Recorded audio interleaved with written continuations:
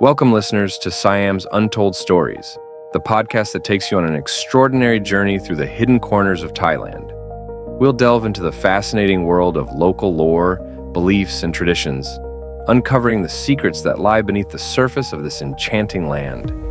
Whether you're on the road, doing chores around the house, or simply relaxing, let Siam's Untold Stories be your companion as we embark on an unforgettable adventure together.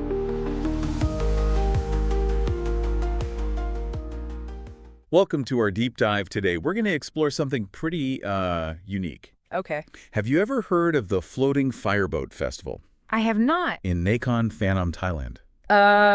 No, I can't say that I have. Yeah, probably not. No. But trust me, this isn't just another party with fireworks. Yeah, right. The excerpt we have, and it's just one piece, hints at a whole world of cultural beliefs and rituals that are all kind of woven into this event. It's remarkable, isn't it? A single festival can act as this lens, focusing a society's values, their history, and even their relationship with nature. Okay, so set the scene for me. Yeah. What actually happens during this Floating Fireboat Festival? So imagine this. The sun is setting over the Mekong River. Okay. As darkness falls, hundreds of handcrafted boats, each meticulously constructed from banana trunks and bamboo, Wow. are set ablaze. Wow. These fiery vessels, each one unique in design and flame, are then released onto the water, creating a mesmerizing river of light that flows downstream. Wow, that's a powerful image. Yeah. And this happens at the end of Buddhist Lent, right? Yes. A period already associated with introspection and renewal. Yes. What's the connection there? That's where things get really interesting. Okay. The timing is no coincidence. You see, Buddhist Lent is a time for reflection, acknowledging past actions, and for striving to accumulate merit. Okay. That's a key concept in Buddhism. Right. Essentially, it's positive energy earned through good deeds and spiritual practice. Okay. The Floating Fireboat Festival, coming at the end of this period, seems to symbolize a culmination of this inner work, a tangible way to release burdens and seek blessings for the future. So each of these little boats carries more than just fire. Yes. They're carrying a kind of spiritual energy as well. Exactly. And within the festival, there are different layers of belief and ritual that feed into this central idea. Okay. One powerful example is the worship of the Buddha's footprint. Okay. Legend has it that the Buddha left a footprint on the Namathani River in India, and this footprint has become a sacred symbol, venerated by all seeking merit and blessings. So the fireboats floating down the river Yes. become like offerings directed towards that sacred footprint, Yeah, even though it's far away. precisely. It's a way to connect with that powerful source of blessings, to seek guidance and positive energy. And during the ritual, there's a specific invocation used focusing on attracting benefits and happiness through the offering of the fireboats. Okay. It's almost like sending a prayer downstream, carried by the light and the current.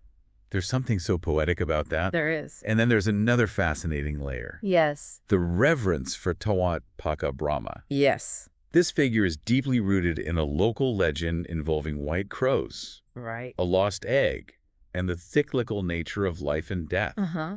Well, tell me more about that. It sounds intriguing. Well, the legend tells of a king who discovers a white crow's nest with a single egg in it. Okay. He takes the egg, believing it to hold magical properties. But this act disrupts the natural order and sets off a chain of events leading to hardship and suffering. Oh, no. This tale serves as a reminder of the delicate balance of life Okay. and the importance of respecting natural laws.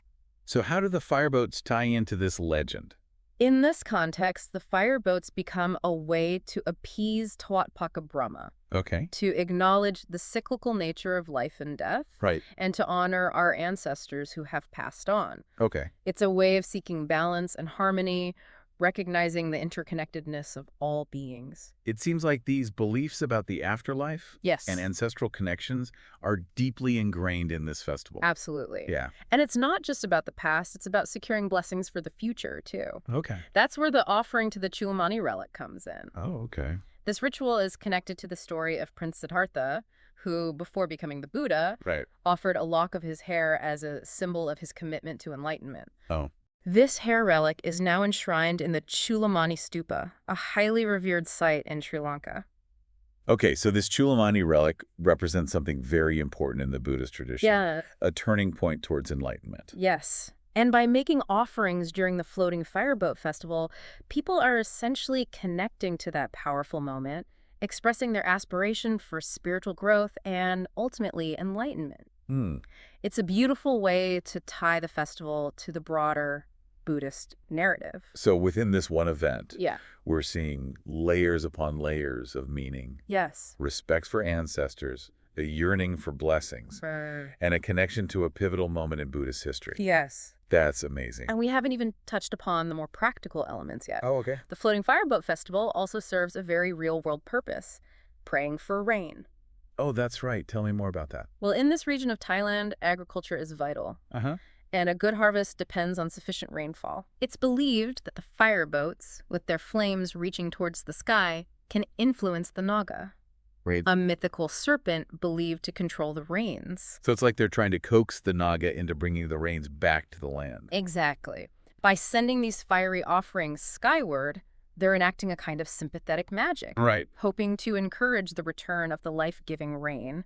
Okay. It highlights how the festival isn't just about spiritual concerns. Right. It's about the well-being of the entire community, their livelihoods, Mm-hmm. and their connection to the natural world. That's fascinating. Yeah. So we've got ancient legends, Yes. profound spiritual aspirations, Yes. and even practical concerns about the harvest, all woven into this single festival. What a rich tapestry. It is. It really speaks to the ingenuity of human culture, doesn't it?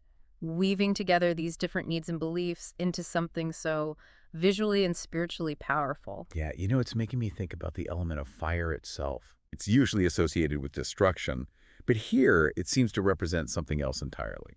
That's a great observation. Yeah. And you're right, the fire in the Floating Fireboat Festival is more about transformation and purification. It's connected to the idea of burning away suffering, releasing negativity, and embracing renewal.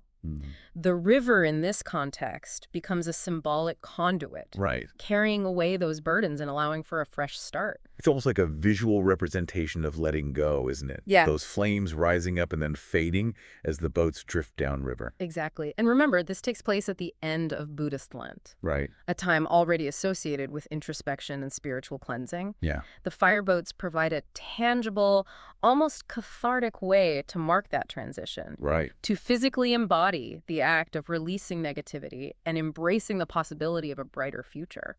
It's interesting how the festival seems to blend both individual and communal aspirations. On one hand, you have personal prayers and offerings, but it's all happening within this larger shared experience.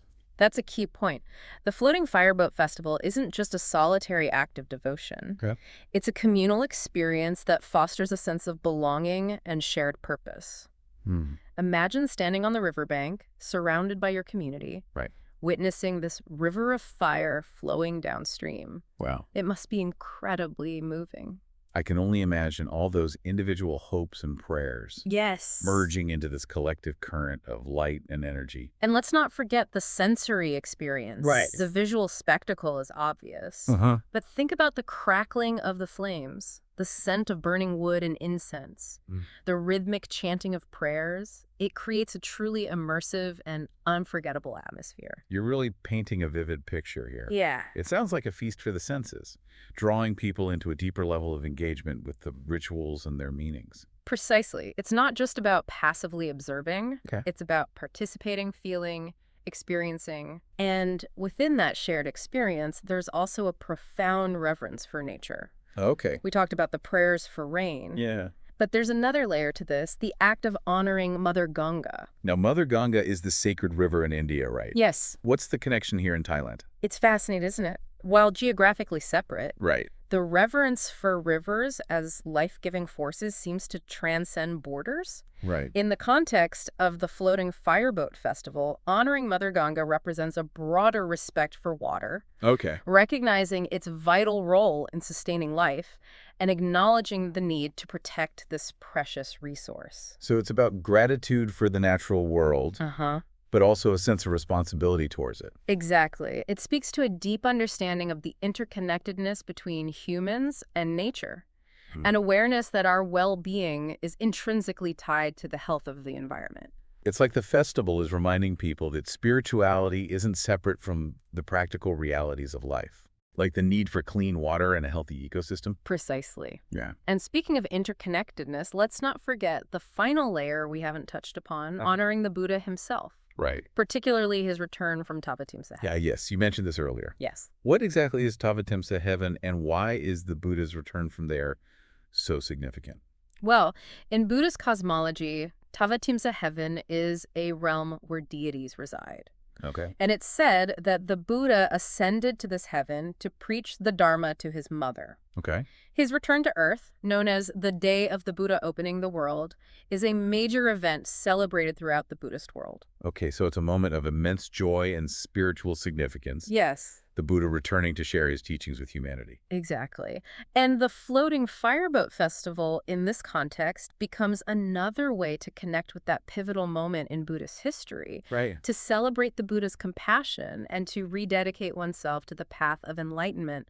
It's incredible how this seemingly local festival manages to weave together these grand narratives of Buddhist history and cosmology. It really speaks to the depth and richness of this tradition, doesn't it? Taking this very specific act of setting fireboats afloat Yes. and imbuing it with all these layers of meaning and significance. And what's even more remarkable is how these different interpretations aren't seen as conflicting.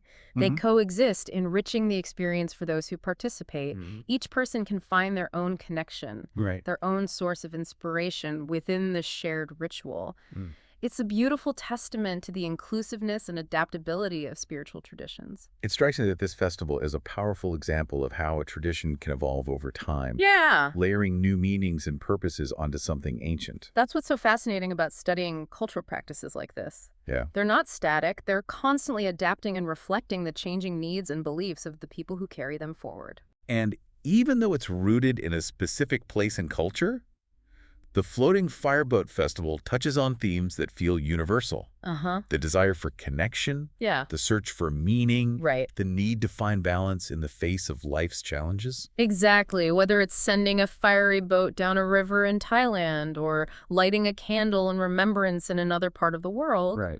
humans have always sought ways to express their hopes and fears, Right. to connect with something larger than themselves. It makes me wonder, what can we learn from traditions like the Floating Fireboat Festival?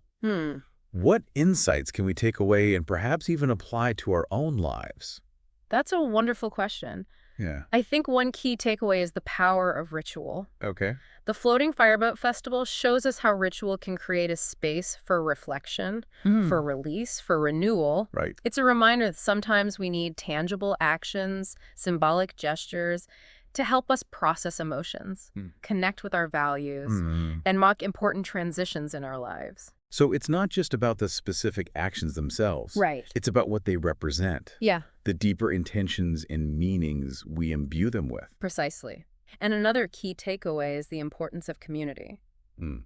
The Floating Fireboat Festival isn't just a solitary practice. It's a shared experience that brings people together, Right. fostering a sense of belonging and collective purpose. Yeah. It reminds us that we don't have to face life's challenges alone. There's strength and solace in coming together, Right. in sharing our hopes and burdens, and supporting each other on the journey. It makes me think about how even in our modern, increasingly individualized world, there's still this deep-seated human need for connection, Right. for finding a sense of belonging within a community. Absolutely. And perhaps traditions like the Floating Fireboat Festival can inspire us to seek out those opportunities for connection, to participate in rituals, whether ancient or modern, that nourish our souls and remind us of what truly matters. So as we wrap up this deep dive into the Floating Fireboat Festival, Yeah. I'm left with a sense of awe and inspiration. Yeah.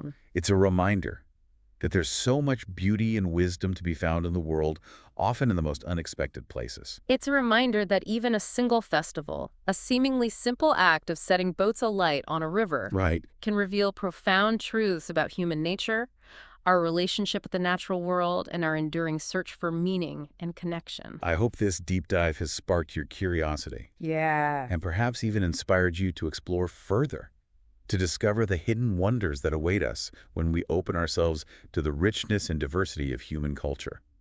Who knows, maybe one day you'll find yourself standing on the banks of the Mekong River, Yeah. witnessing the magic of the Floating Fireboat Festival firsthand. That would be amazing. Until then, keep exploring, keep learning, and keep diving deep.